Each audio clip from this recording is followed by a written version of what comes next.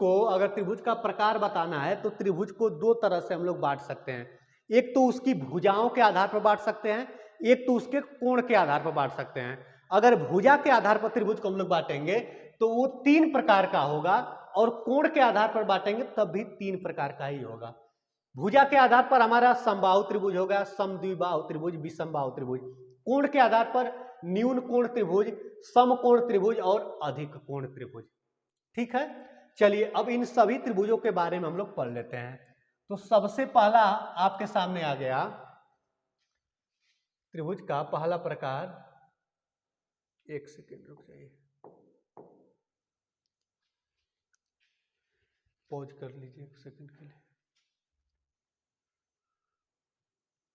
चलिए, भुजा के आधार पर जो पहला प्रकार है हमारा, तो उसका आप लोग नाम देख पा रहे होंगे। इंग्लिश में उसको कहा जाता है इक्विलैटरल ट्रायंगल कहा जाता है, और हिंदी में उसको समबाहु त्रिभुज कहा जाता है। नाम से ही इस त्रिभुज का गुण क्लियर हो जाता है, उसकी प्रॉपर्टीज क्लियर हो जाती है। कैसे, ये देखिए, इसका नाम है सम प्लस बाहु, सम प्लस बाहु, और उसके बाद से त्रिभुज। त्रिभुज तो यानी 3 रेखाखंड होना चाहिए और क्लोज फिगर होना चाहिए, तो त्रिभुज होगा ही होगा। लेकिन किस त्रिभुज को हम लोग समबाहु त्रिभुज कहेंगे? तो सम मतलब होता है बराबर, सम मतलब होता है बराबर, और बाहु मतलब होता है भुजा। सम मतलब होता है बराबर और बाहु मतलब होता है भुजा, और त्रिभुज का मतलब तो आपके सामने दिखाई दे रहा है कि वो त्रिभुज है। ठीक है, यानी एक ऐसा त्रिभुज जिसकी सभी भुजाओं की माप आपस में बराबर हो। ठीक है, यानी आप यहां पर देख पा रहे हो, पहली भुजा ये है, दूसरी भुजा ये है और तीसरी भुजा ये है। अगर सबकी माप आपस में बराबर है, मान लीजिए कि अगर पहला का माप अगर सपोज करिए कि 5 सेंटीमीटर है, अगला भी 5 सेंटीमीटर है और अगला भी 5 सेंटीमीटर है। ठीक है, कोई ऐसा त्रिभुज हो जिसकी एक भुजा का माप 5 सेंटीमीटर हो, अगले भुजा का माप भी 5 सेंटीमीटर और नेक्स्ट वाली भुजा का माप भी 5 सेंटीमीटर, यानी तीनों भुजाओं की माप हम यहां पर देख पा रहे हैं तो 5 सेंटीमीटर है। यानी तीनों भुजाओं की माप आपस में क्या है? इक्वल है, बराबर है।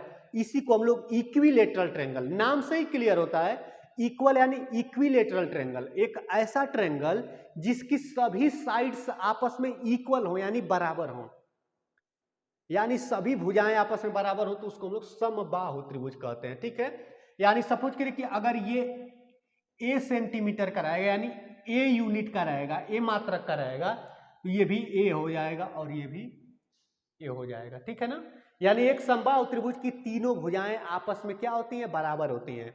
नाम से ही क्लियर है कि सम मतलब बराबर, बाहु मतलब भुजाएं, त्रिभुज मतलब जिस त्रिभुज की तीनों भुजाएं आपस में बराबर हो, उसको हम लोग समबाहु त्रिभुज कहते हैं। ठीक है, समबाहु त्रिभुज के बारे में और कुछ देख लें हम लोग।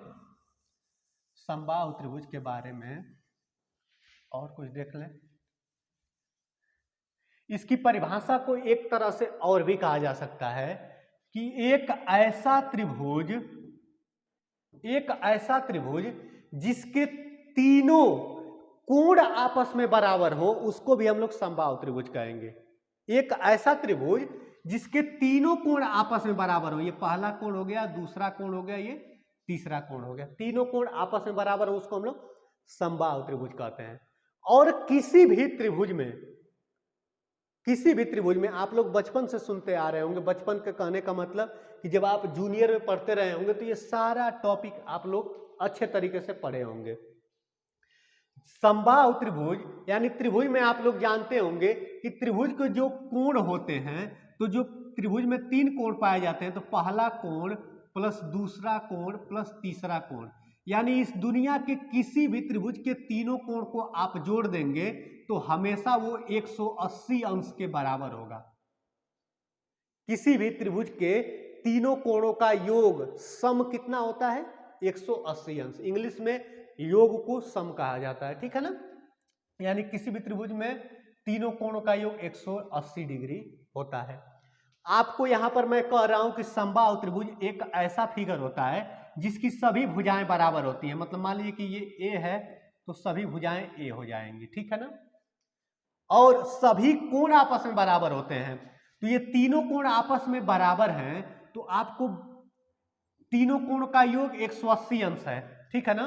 तीनों कोण का 180 अंश है। मान लीजिए कि इस कोण की वैल्यू x डिग्री है, इस कोण की भी वैल्यू x डिग्री है, और इस वाले कोण की भी डिग्री x डिग्री है, ठीक है ना। तीनों कोण बराबर होंगे ना, क्यों? क्योंकि ये समबाहु त्रिभुज है। अब हम लोग देखते हैं कि समबाहु त्रिभुज का एक कोण कितना हो जाएगा। तो पहला कोण x डिग्री, दूसरा कोण भी x डिग्री, और तीसरा कोण भी हमारा x डिग्री है, ठीक है। ये तीनों किसके बराबर है? 180 डिग्री के इक्वल है, बराबर है, ठीक है ना। तो 1, 2 और 3 मतलब 3, ये कितना हो जाएगा? 3x डिग्री हो जाएगा, टोटल 3x डिग्री हो जाएगा। ये किसके बराबर है? 180 डिग्री के। तो आपको पता है x डिग्री बराबर कितना हो जाएगा? 3 का इधर गुणा है तो उधर जाके भाग हो जाएगा, यानी 180 बटा में 3 कितना आ जाएगा? 60 आ जाएगा, यानी 60 डिग्री। यानी एक समबाहु त्रिभुज का एक कोण कितने डिग्री का होता है? 60 डिग्री का होता है, ठीक है ना। समबाहु त्रिभुज जिसके सभी कोण बराबर, सभी भुजाएं बराबर, ठीक है। चलिए आगे चलते हैं। अगला हमारा है समद्विबाहु। देखिए ये सभी त्रिभुज अपने नाम से ही क्लियर हो जाते हैं। सम प्लस द्वि प्लस बाहु, और त्रिभुज तो आपके सामने दिखाई दे रहा है, ठीक है ना।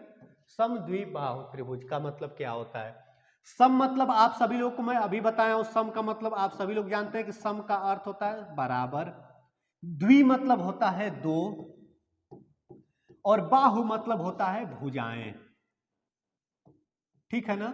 यानी एक ऐसा त्रिभुज जिसकी दो भुजाएं अगर आपस में आपको बराबर दिखाई दे रही है, तो वो उस त्रिभुज को हम लोग क्या करेंगे? समद्विबाहु त्रिभुज कहेंगे। उस त्रिभुज को हम लोग क्या कहेंगे? समद्विबाहु त्रिभुज। यानी कहने का मतलब कि यहां पर सपोज करिए कि अगर ये a सेंटीमीटर का है, तो ये भी a सेंटीमीटर का है, और मान लीजिए ये b सेंटीमीटर का है, ठीक है। तो आप देख पा रहे हो कि इसका माप और इसका माप आपस में इक्वल है, बराबर है। तीसरी भुजा की माप अलग है। आपको इस त्रिभुज में दिखाई दे रहा है कि दो भुजाएं आपको इक्वल दिखाई दे रही हैं, यानी बराबर दिखाई दे रही हैं।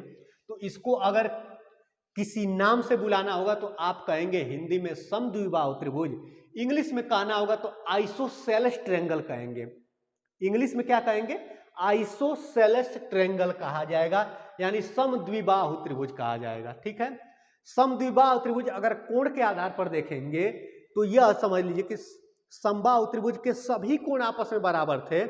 समद्विबाहु त्रिभुज में जो बराबर उसकी साइड है, जैसे मान लीजिए कि ये वाली साइड और ये वाली साइड, दोनों साइड बराबर है, तो जो दोनों बराबर साइड है, जो उसके सामने कोण पड़ेगा, इस वाली बराबर वाली साइड के सामने कोण ये वाला पड़ रहा है, और इस वाली साइड के सामने ये वाला कोण पड़ रहा है, तो ये दोनों कोण हमेशा आपस में क्या होंगे?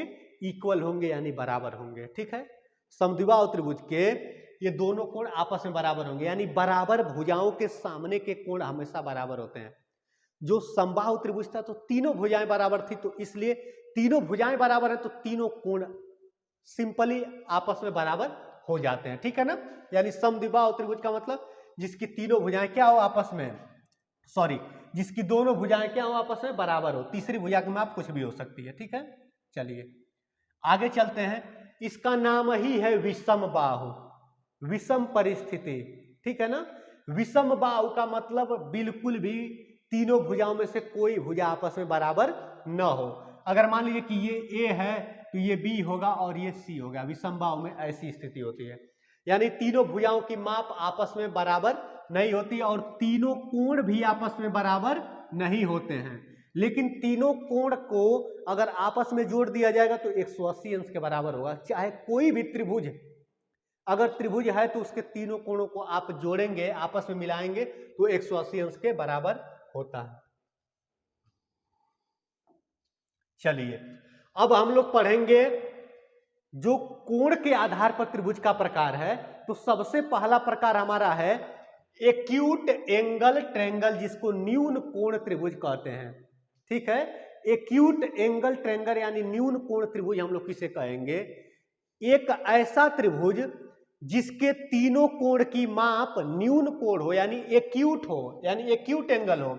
आपको त्रिभुज में दिखाई दे रहा है कि ये कोण नंबर 1 है, कोण नंबर 2 है और कोण नंबर 3 है, यानी कोण 1 कामा कोण 2 और कामा कोण 3, यानी ये तीनों कोण अगर किसी त्रिभुज के तीनों कोण अगर आपको न्यून कोण दिखाई दे रहा है, न्यून कोण मैं पिछली क्लास में बताया हूं कि 0 डिग्री से ज्यादा और 90 डिग्री से कम, ठीक है ना, 0 डिग्री से ज्यादा और 90 डिग्री से अगर ये तीनों कोण इसके बीच में ही हैं, यानी इसके बीच में है, तो इसको हम लोग क्या कहेंगे, तो न्यून कोण त्रिभुज कहेंगे, ठीक है ना, इसको क्या कहेंगे, न्यून कोण त्रिभुज कहेंगे, यानी एक्यूट एंगल ट्रायंगल कहा जाएगा।